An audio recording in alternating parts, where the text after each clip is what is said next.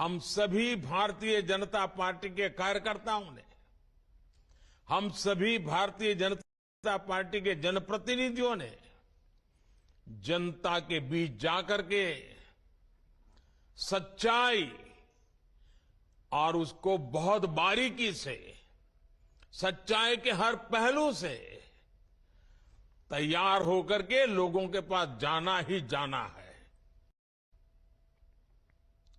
साथियों, आप सभी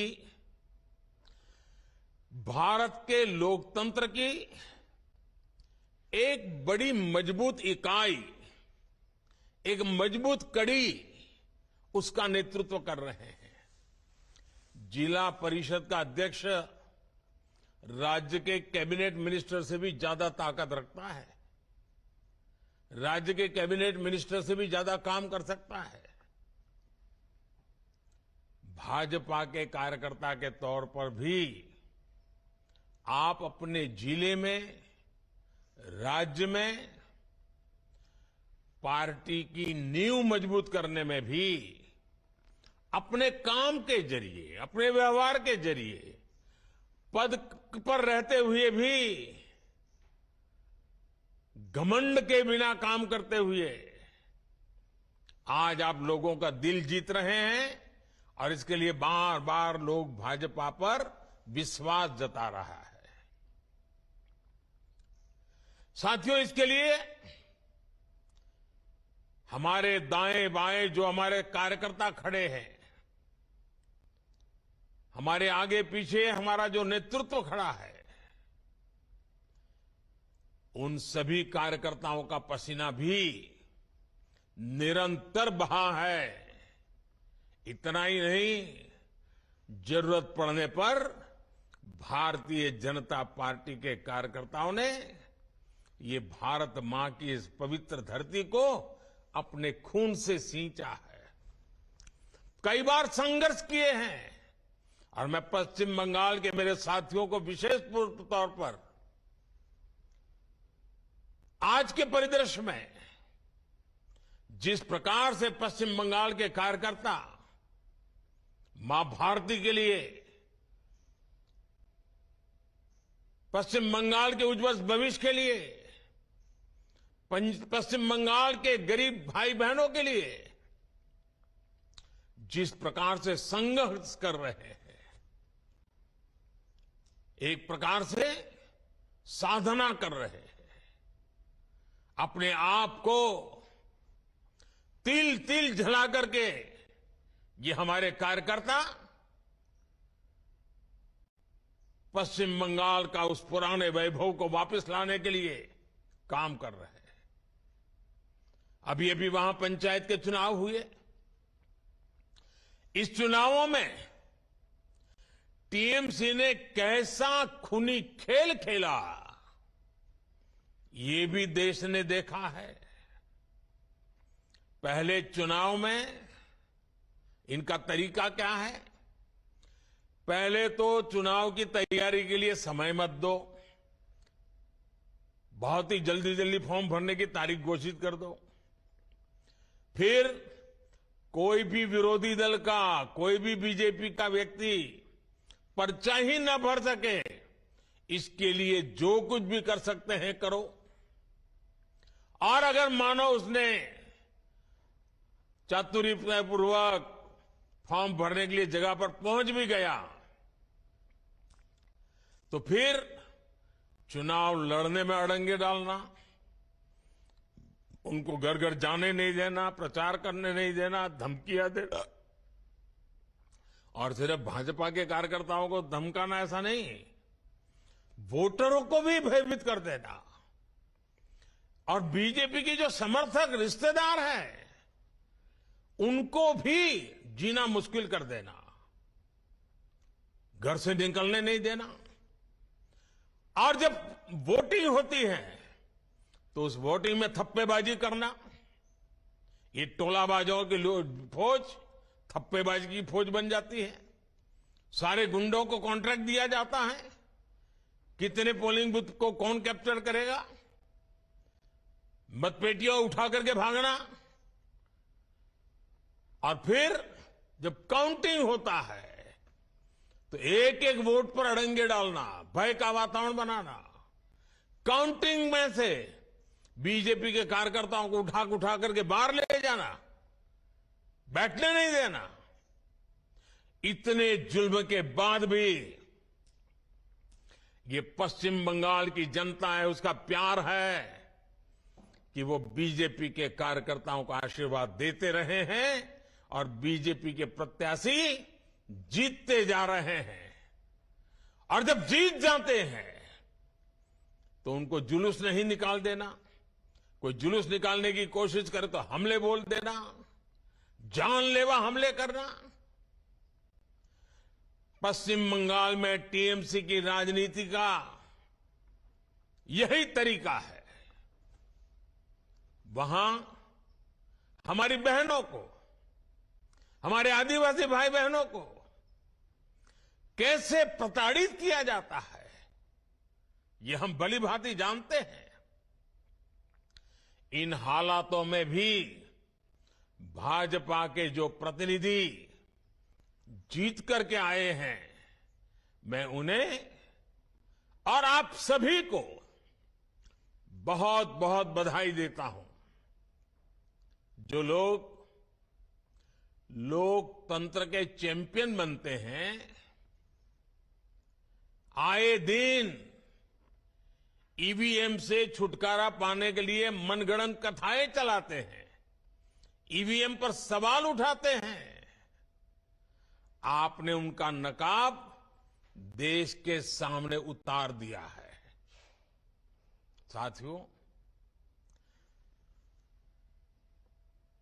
आज की ये बैठक इसलिए भी महत्वपूर्ण है क्योंकि आप सब देश के पूर्वी हिस्से का प्रतिनिधित्व करते हैं और मैं नड्डा जी को और भाजपा के सभी वरिष्ठ नेताओं को बहुत बहुत बधाई देता हूं कि उन्होंने ये अभ्यास वर्ग का सिलसिला, जो भारतीय जनता पार्टी के चरित्र की सबसे बड़ी ताकत है, पद प्राप्त करने के बाद भी वो सिलसिला चलता रहता है।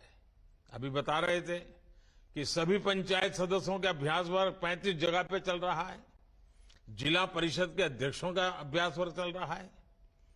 और अभ्यास वर्ग में हम गेट टुगेदर के लिए नहीं आते हैं, कुछ न कुछ नया सीखने के लिए आते हैं, एक दूसरे की बेस्ट प्रैक्टिस को समझने के लिए आते हैं। किसी जिले में हमारे साथी ने कोई अच्छा काम किया है तो उसमें से सीख करके अपने जिले में लागू करने के लिए आते हैं। हम निरंतर नया सीखना, नई पद्धतियों को जोड़ना, नई आवश्यक दिशाओं की ओर जाना, इसलिए अभ्यास वर्ग एक बहुत बड़ी ताकत होती है, बहुत उपयोगी होता है।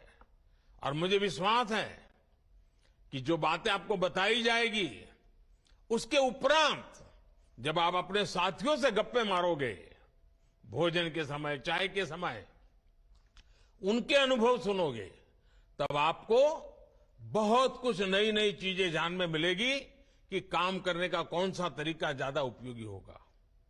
साथियों, पूर्वी भारत एक ऐसा क्षेत्र है जहां हमेशा से भाजपा की प्राथमिकता रही है। भाजपा के लिए सबसे प्राथमिक क्षेत्र है। इस क्षेत्र की जनता ने भाजपा पर हमेशा अपना भरोसा भी जताया है। इसलिए इस क्षेत्र की आकांक्षाओं को पूरा करने की हम सबकी विशेष जिम्मेदारी है और वो जिम्मेदारी दिनों दिन बढ़ती चली जा रही है। और जैसे जैसे जिम्मेवारी बढ़ती है, हमें भी अपनी क्षमता बढ़ानी है। साथियों, मैं हमेशा कहता हूं, आजादी के बाद पूर्वी भारत की जो उपेक्षा हुई है, उसने देश की प्रगति को सबसे ज्यादा चोट पहुंचाई है। हम इस खाई को पाटने के लिए तेजी से काम कर रहे हैं। बीते 5 वर्षों में अगर 13.5 करोड़ लोग गरीबी से बाहर आए हैं, तो इसमें एक बहुत बड़ा हिस्सा पूर्वी भारत का है। और नड्डा जी ने अभी बड़ा विस्तार से इसका वर्णन भी किया।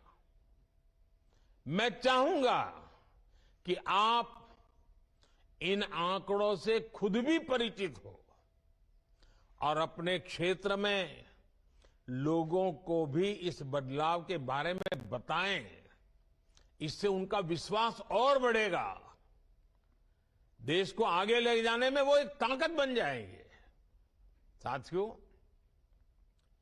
हमारे देश में पिछले 50 साल से हम एक नारा सुनते आए हैं। चारों तरफ वही बोला जाता है और चुनाव के समय तो जरा चिल्ला चिल्ला करके बोला जाता है, चीख चीख करके बोलाया जाता है। क्या नारा है? गरीबी हटाओ। कितनी बार सुना है, कितनी पीढ़ियों ने सुना है। नारे नारे नारे, बस नारे देते गए। लेकिन जिन्होंने ये नारा दिया, उन्होंने कभी गरीब की सूध नहीं ली, गरीबों की परवाह नहीं की और न ही वो गरीबी हटा पाए।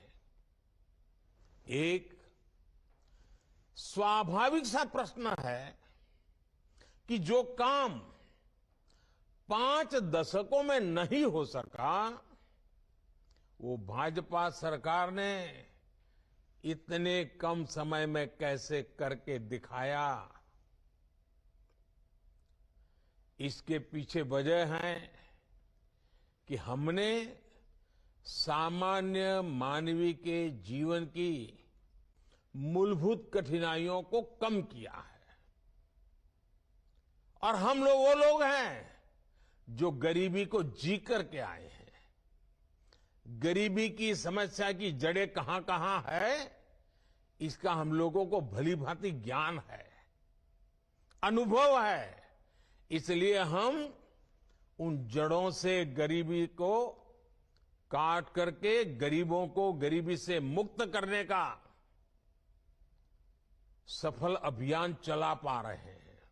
आप देखिए, सरकार ने देश में उन 18,000 गांवों में बिजली पहुंचाई है जहां अब तक बिजली नहीं पहुंची थी। इनमें से लगभग 13,000 गांव पूर्वी भारत के ही तो थे। और ये आज लोग जो मणिपुर कर करके राजनीति करने में लगे हैं ना, उनको कभी ये विचार नहीं आया कि ये नॉर्थ ईस्ट और पूर्वी भारत में 13,000 गांव अंधेरे में डूबे पड़े थे। हमने 15 अगस्त 2019 को जल जीवन मिशन की शुरुआत की थी।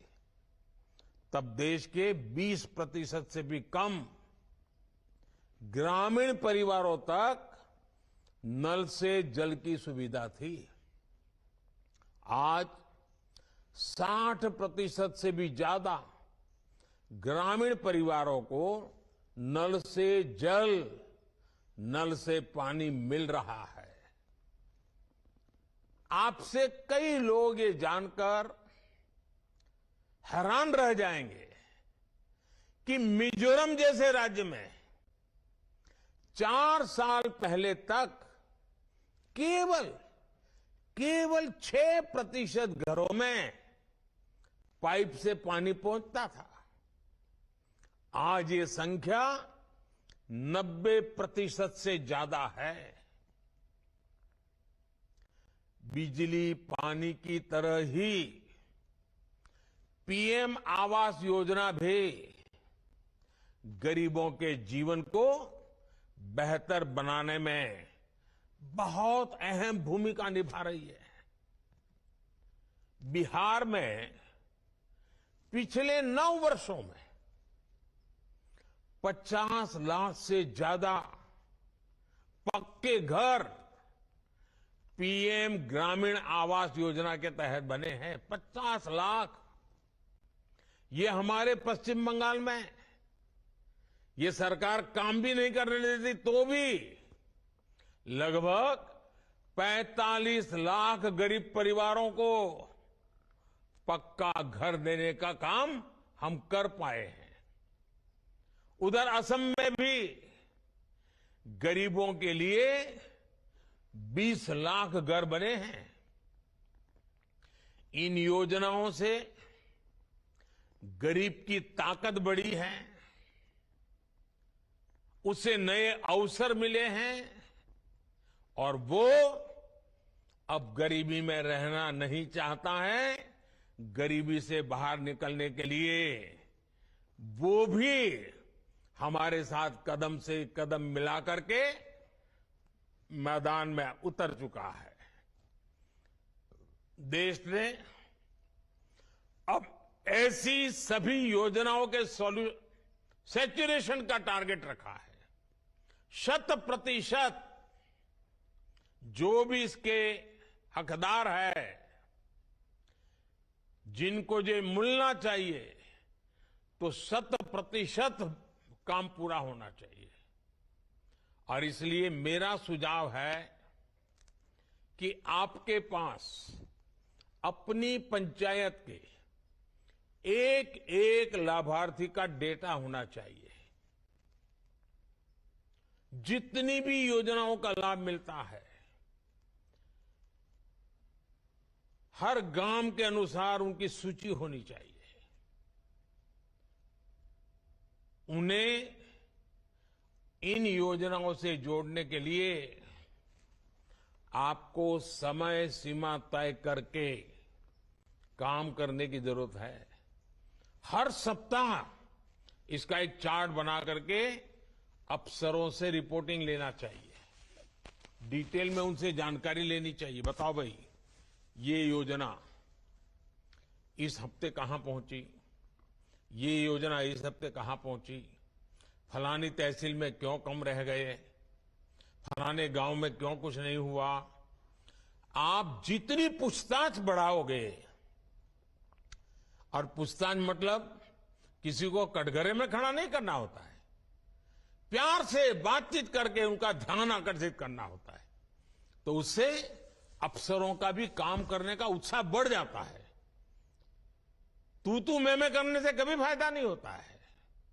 साथियों, आज हम सभी साक्षी हैं कि पूर्वी भारत में कितनी तेज गति से विकास हो रहा है। बेहतर स्वास्थ्य सुविधाओं के लिए असम के गुवाहाटी से लेकर पश्चिम बंगाल के कल्याणी तक, झारखंड देवघर से लेकर के बिहार में दरभंगा तक, इस प्लानिंग के साथ नए नए एम्स खोले गए हैं ताकि लोगों को इलाज के लिए सैकड़ों किलोमीटर दूर न जाना पड़े। पिछले 9 वर्षों में बिहार, झारखंड, पश्चिम बंगाल और उड़ीसा को 31 मेडिकल कॉलेज भी मिली हैं। नॉर्थ ईस्ट से भी मेडिकल कॉलेज की संख्या बढ़कर 2 गुनी हो गई है। इसी तरह शिक्षा के क्षेत्र में भी पश्चिम बंगाल के कल्याणी में, बिहार के भागलपुर में और झारखंड के रांची में ट्रिपल आईटी खोला गया है। त्रिपुरा के अगरतला और मणिपुर के सेनापति में भी ट्रिपल आईटी खुला है। उड़ीसा और बिहार को आईआईएम संबलपुर और आईआईएम बोधगया जैसे संस्थान मिले हैं। झारखंड के धनबाद में आईआईटी की भी स्थापना हुई है। इन संस्थानों से प्रतिभाशाली युवा निकलने वाले हैं जो देश के भाग्य को बदलने में बहुत बड़ी जिम्मेवारी निभाने वाले हैं। उन्हें रोजगार और आसानी से मिलने वाले हैं और इसमें पूर्वी भारत का औद्योगिक विकास भी बड़ी भूमिका निभाएगा। बरौनी, सिंदरी, गोरखपुर और तलचर में फर्टिलाइजर कारखाने खुलने से न सिर्फ पूर्वी भारत के किसानों को फायदा हुआ है, बल्कि बड़ी संख्या में रोजगार का भी निर्माण हुआ है। भाइयों और बहनों, पूर्वी भारत की अपार खनिज संपदा को पहले की सरकारों ने लूट का जरिया बनाया हुआ था। हमने इस संपदा को औद्योगिक संभावनाओं से जोड़ने के लिए इंफ्रास्ट्रक्चर पर अभूतपूर्व काम किया है।